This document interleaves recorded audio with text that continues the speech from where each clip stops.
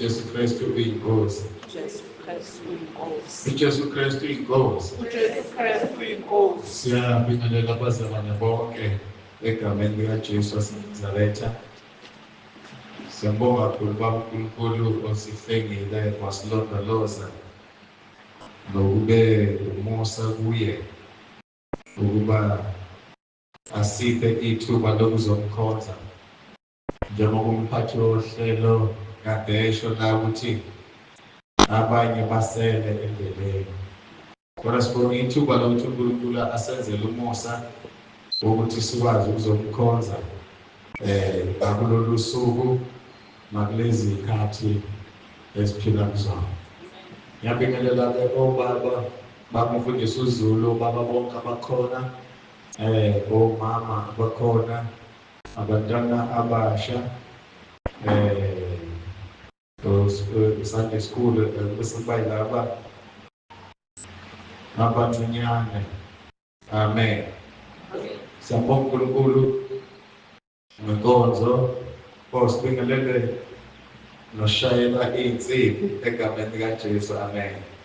Siyabonga kakhulu bazalwane, sizoya ezwini izwi lethu solithola encwadini kaJona chapter 1.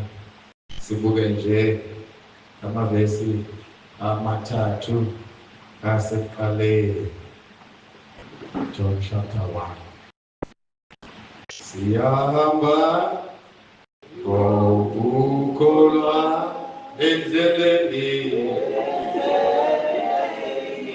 eyekhaya emanzini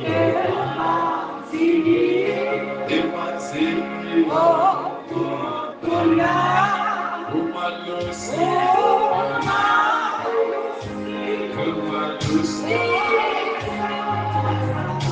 siyahamba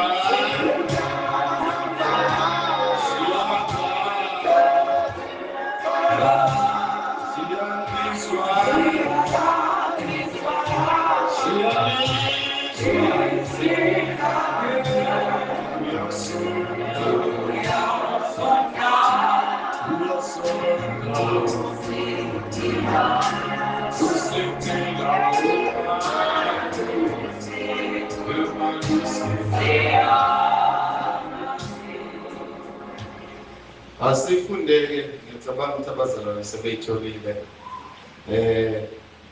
uJona ngokuqala ivesi lokuqala.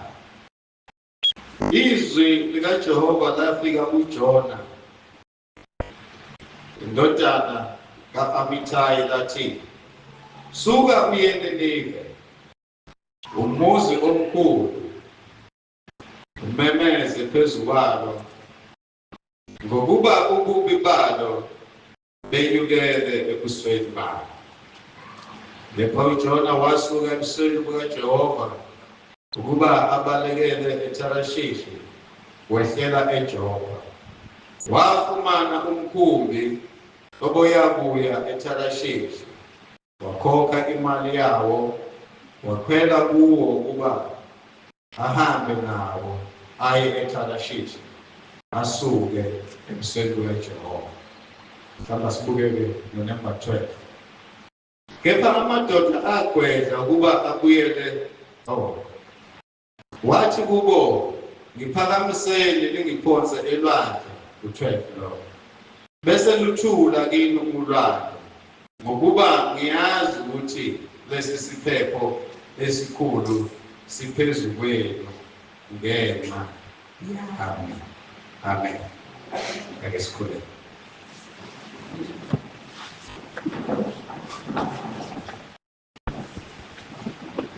Baba wethu onamandla onke, Baba wenkosi yethu uJesu Kristu, Baba siyabonga ekuseni ngomusa wakho nangothando lakho luyithayo. Sibonga ukuthi unathi uze-ke manje. Nanti izwi lakho Baba, khuluma ngalo, uvula indlebe yethu ukuba izwe lokho ofisayo ukuthi sikuzwe, ngokusikopela ukuze Baba sizwe ukukhulumisana nathi. Ngiyacela Nkosi ufihle nami ngingabonakali kodwa kuvele wena njengenkosi nomsindisi. Udumo lonke silunikeza wena, wena ukhona ikhathi singakabikho, uJesu Kristu inkosi. uJesu Kristu inkosi. Ungigcina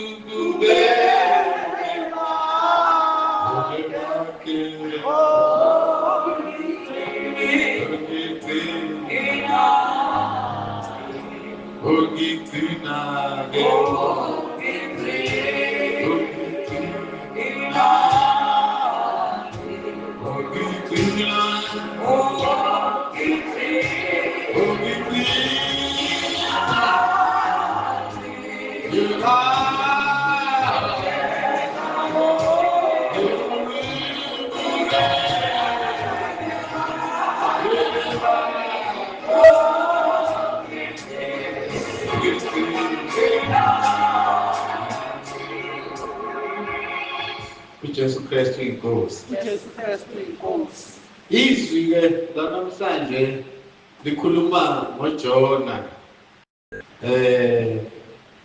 indoda eyathunywa uNkulunkulu yangakwenza lokhu uNkulunkulu ayithume khona.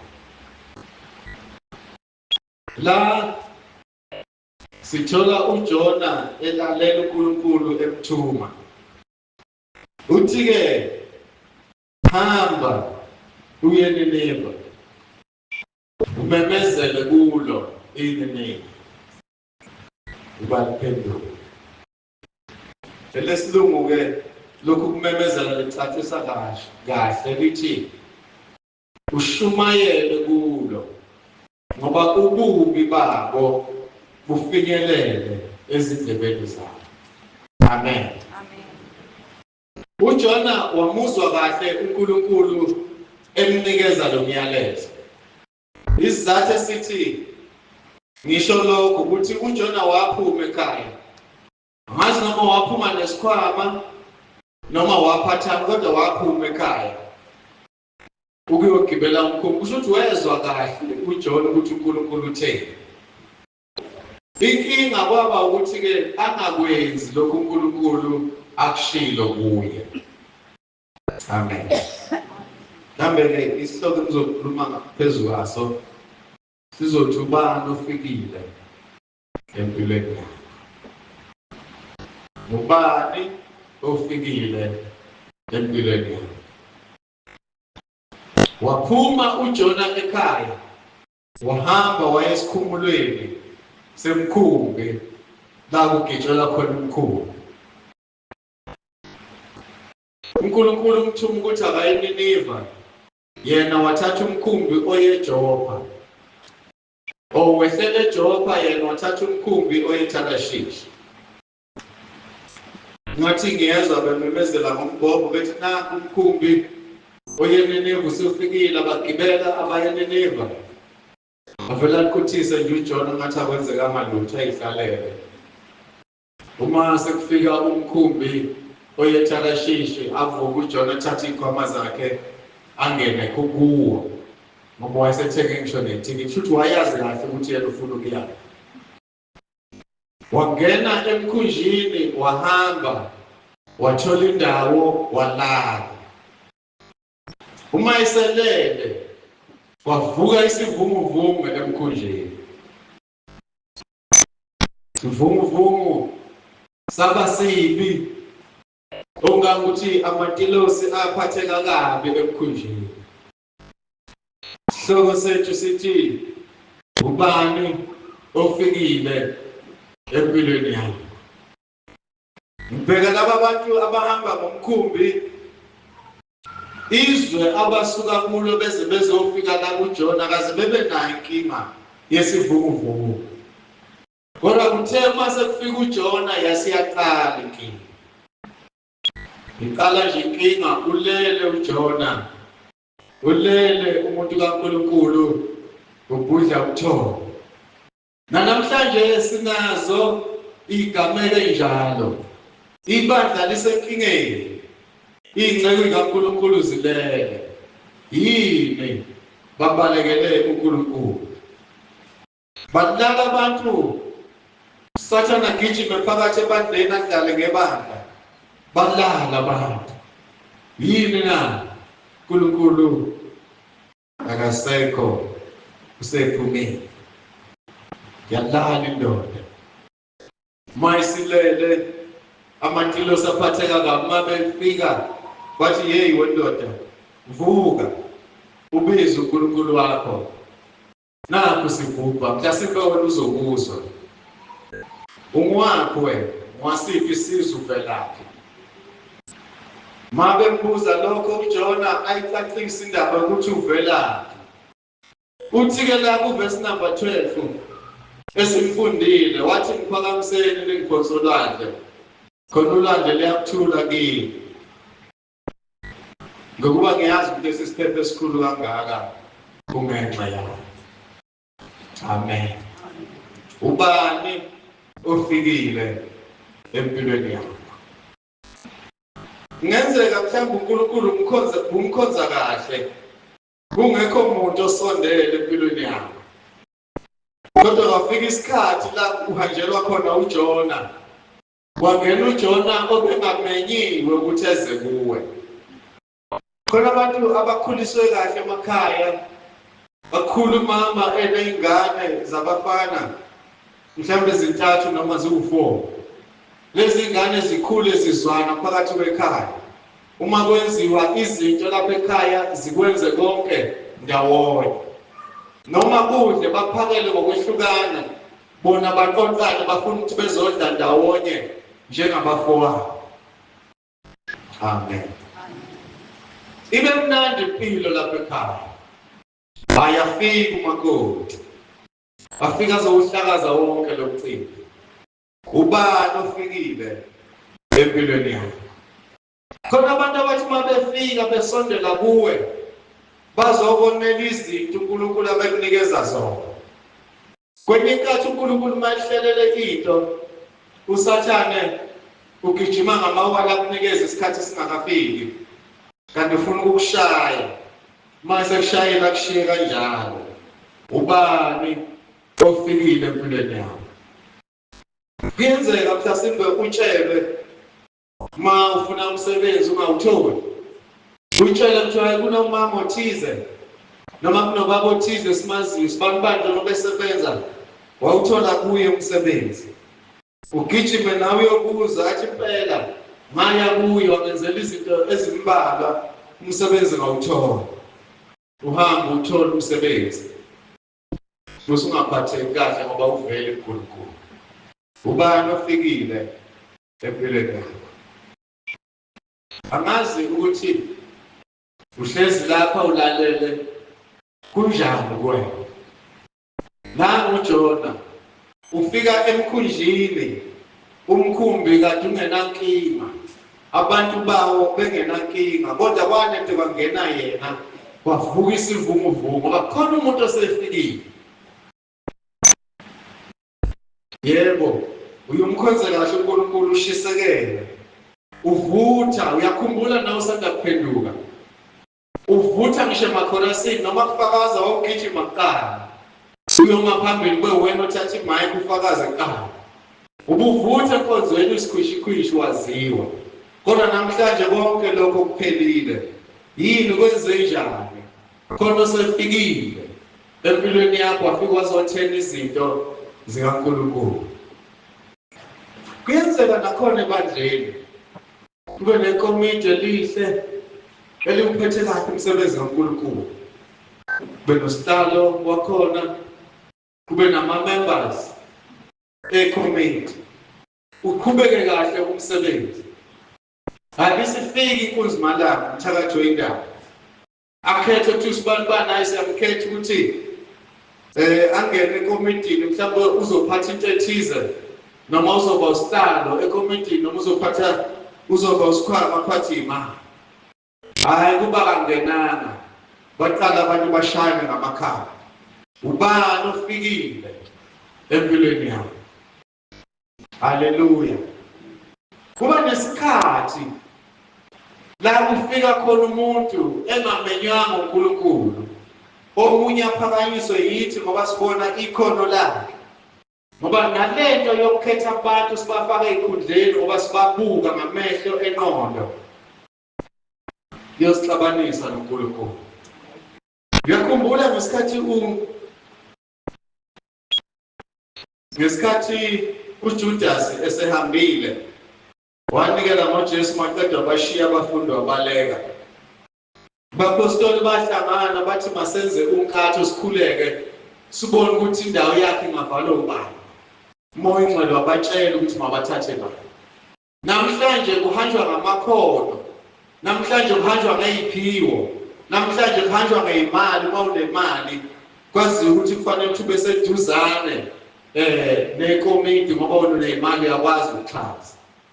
Ngizothi isihlobo sami khona abantu abafika empilweni zethu bazosenzisa izinto uNkulunkulu angashongo ukuthi asizenze. Enye yezingozi esibhekana nazo kuyingozi ukukhonza uNkulunkulu unomngane. Nomngane wakho mawenza izinto uyamfonela ukutshela. Ngaso sonke isikhathi uxhumana naye kwenye inkathi akukhuza athi lokhu ungakwenzi. Uyingozi ukukhonza uNkulunkulu nomuntu onjalo. Ngoba ngaso sonke isikhathi kuzofanele ucompromise kuyena. Uma yetshela ukuthi namuhla angiye enkonzweni ngiya emcimbini kaSibanibani, uSibanibani ungimemile. Uthi hayi mina ngihamba uthi awukwazi phela mngani nami izinto sizenza nawe. Asambe uyeke nawe enkonzweni ngenxa yokufuna ukujabulisa umngane. Ubani ofikile empilweni yakho na? Bayafika abantu. Fika umuntu akhage akukhawule nixoxe kahle kanti uzokudestroya impilo yakho. Awukathi ukuthi ubani ofikile empilweni yakho ufika nani? Ubuka ukuthi ngesikhathi engakafiki azikho izinto ezinhle ubuzenza. uNkulunkulu akusize kuzona. Kwenye inkathi ufike lokuthi awube semkhosini uwedwa. Kodwa kwanethe wafika lo muntu umkhosi usubamba bekumenyezelwe. Nawe uthi ubamba ubucomplaina. Ngoba khona umuntu ofikile empilweni yakho. Ubani ofikile? Fikile uJohn emkhunjini. Amatilosi akhathazeka. Amvusa uJohn. Vuka. Ubize uNkulunkulu wakho mhlasimbe ngasizwe. uJohn nje washetelula. Mthatheni ngiphakamise nemgonzo lwakhe. Ngoba ngiyazi ukuthi lokhu kubi okungaka kungenxa yakho. Manenze lokho ulwandle luzothula liqhubeke nokuhamba kahle ngendlela yenu. Angithi ke ikhathe eziningi sifuna ukuthi noma umuntu eselikhiphile iqiniso sifuna ukumbekezelela.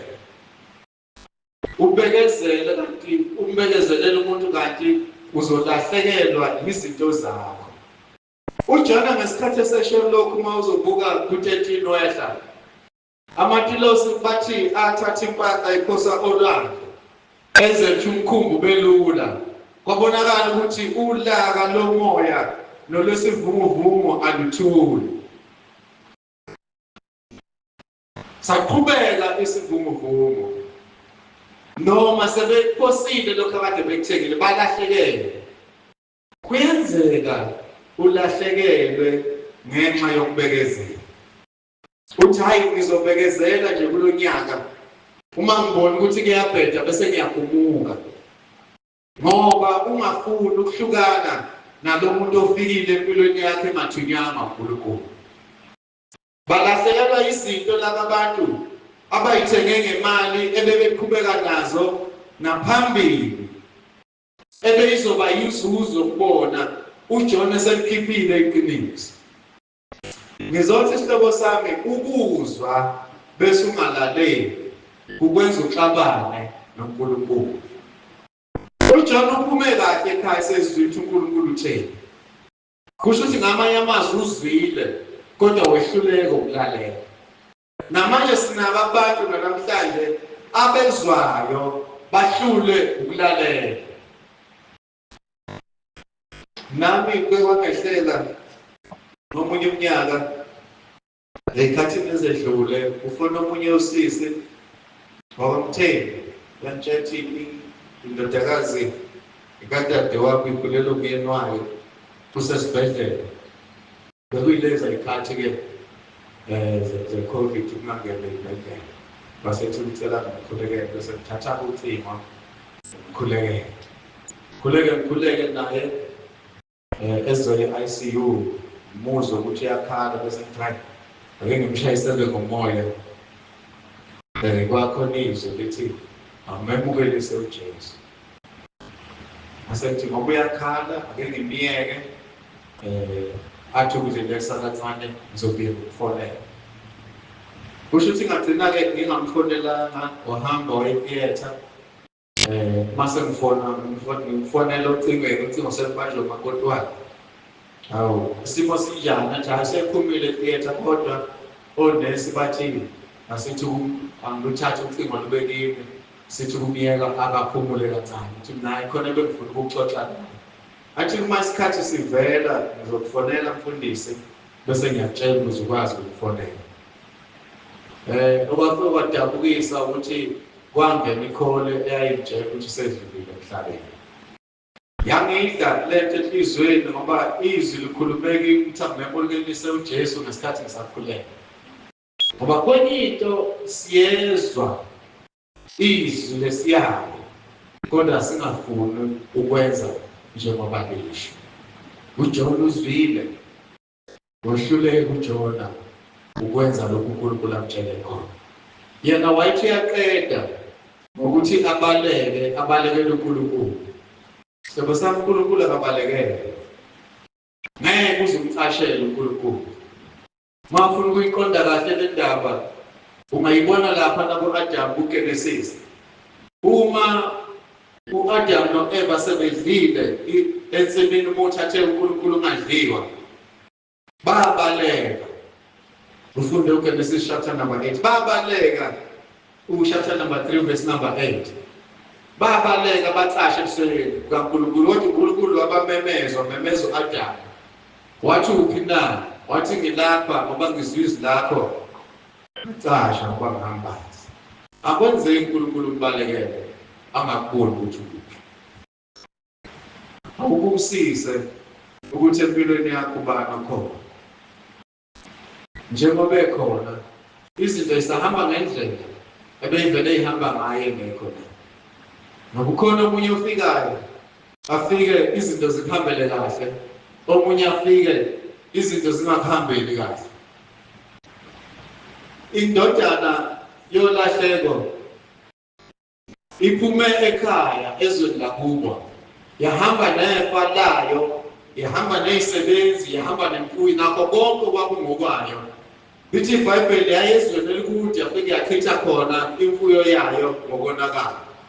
Uma isifike khona yadla ifa yaliqeda theliphela nje ifa kwafika indlala. Yini kwafika indlala na? Ingenxa yokuba khona umuntu wezwe ongesiyena la osefikile.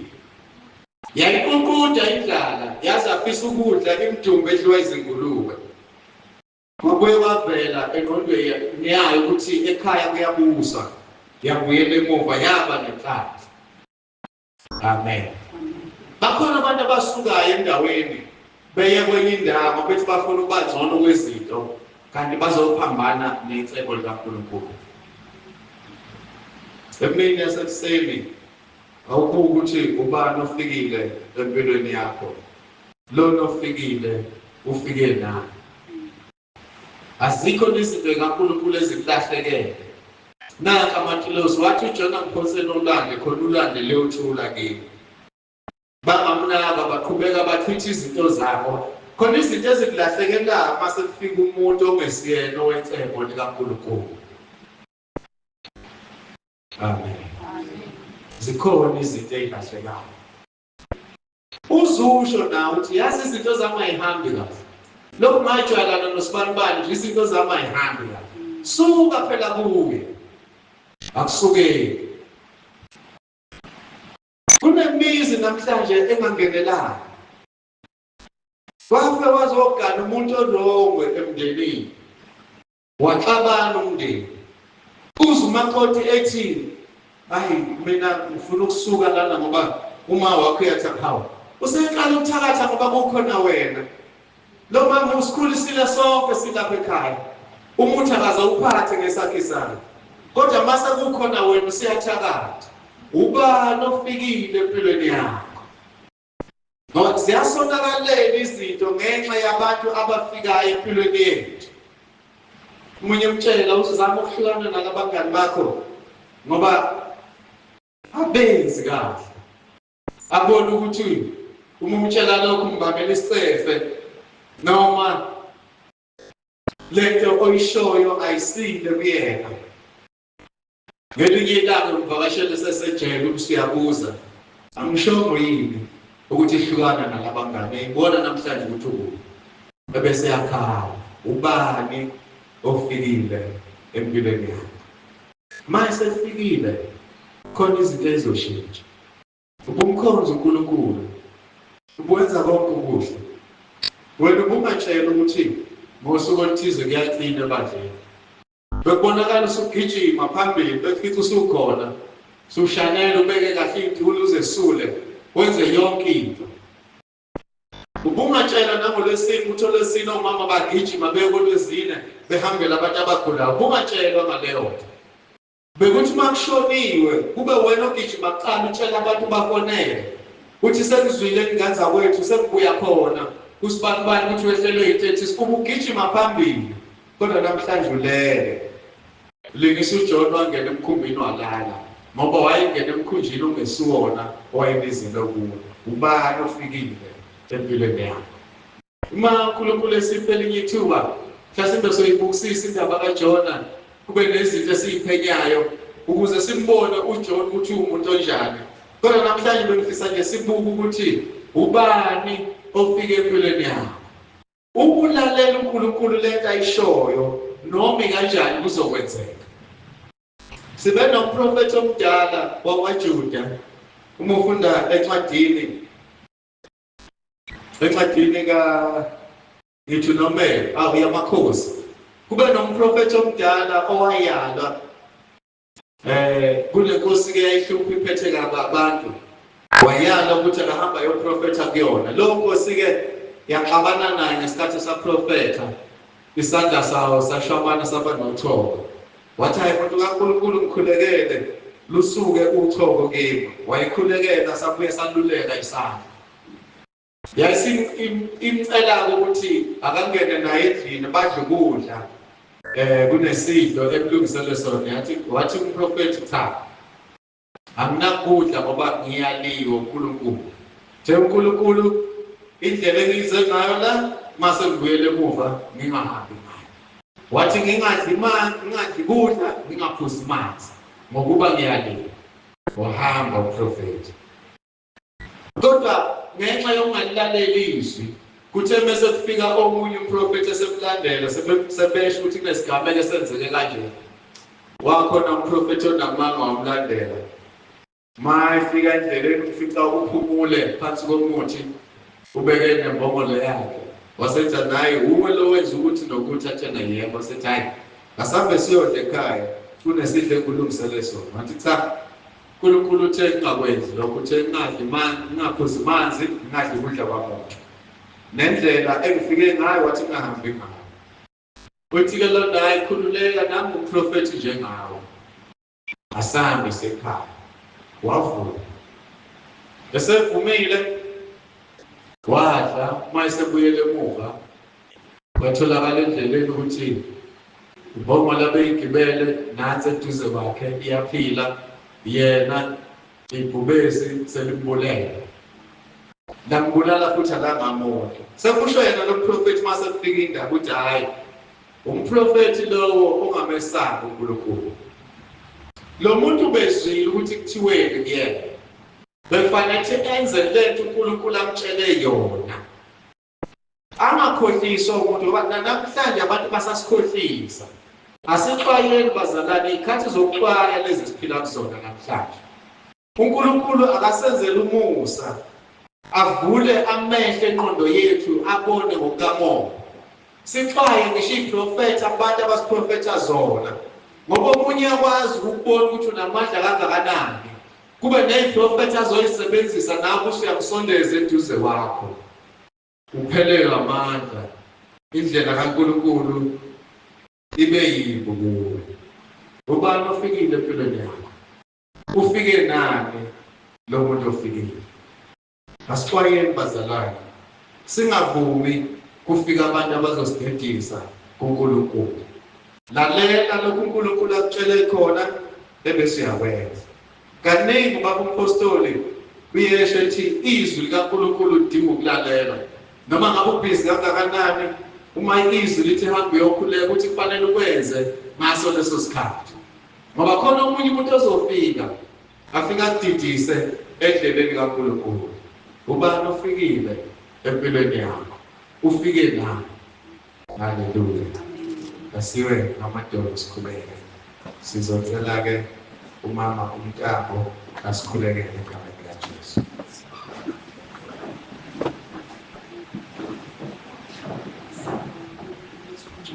Senkosi Jesu. Senkosi Jesu ubayedwa njini. Akekho ufana nawe, akekho njengawe. Nkosi Jesu sesizwile ukukhuluma kwakho namhlanje. Ukuthi uthini nithi sisizwe siphamandla. Ukuhambe endleleni uNkulunkulu wethu ungcwele. Siyawadinga Nkosi Jesu. Siyadinga ukwenza ngoba silisho izwi lakho. uNkulunkulu wethu unamandla. Sisize Baba. Sisize uNkulunkulu ka-Abrahama. Sisize uNkulunkulu ka-Isaka. Sisize uNkulunkulu kaJakobe. Nasemini sizwile izwi lakho likhulumile phezulu kwemphefumulo yethu. Onke Nkosi sizwile ngendawo. Nathi singenza ngoba izwi lakho lisho. Siyabonga sinikeza udumo. Yekho njengawe Nkosi obekasana namuhla emini asihlelele ukuzwa ukuthi simele ukulalela izwi lakho. Sikhohlwe likho konke Nkosi yami okuyindawo yaleli izwe. Kodwa silalele ukusho kwakho bese siyenza. Siyabonga Nkosi. Siyabonga Jesu. Usisa konke sikuzwile egameni elinamandla igama likaJesu. uJesu Kristu inkosi. Jesu Kristu inkosi.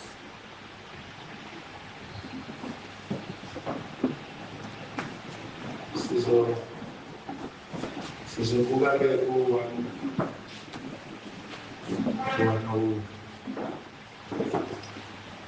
seven. Ngiyavuma umangaliso Kristu. Ngiyavuma